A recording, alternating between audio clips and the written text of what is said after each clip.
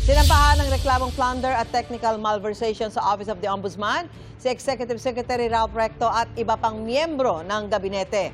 Inihain ito ng health advocate na si Dr. Tony Leachon dahil sa illegal umunong paglilipat sa National Treasury ng 60 billion pesos na reserve funds ng PhilHealth. Nitong Marso, naibalik na sa PhilHealth ang pondo. Pero ayon kay Leachon, nagkaroon na ng pinsala ang paglilipat ng pera. Dapat daw bayaran ng Department of Finance at Department of Health ang mga utang ng PhilHealth. Tinawag naman ni Recto na nuisance at harassment ang reklamo.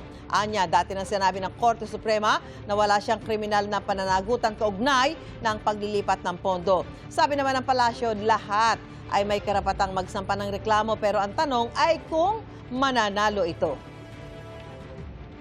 Kasi nung 60 billion, hindi nagamit siya na maraming pasyente nagka-heart attack, nagka-cancer, na-stroke, yung mga nagda-dialysis, yung mga unpaid hospital claims. There should be accountability. So, ganun na lang ba yun? Sorry nagkamali kami.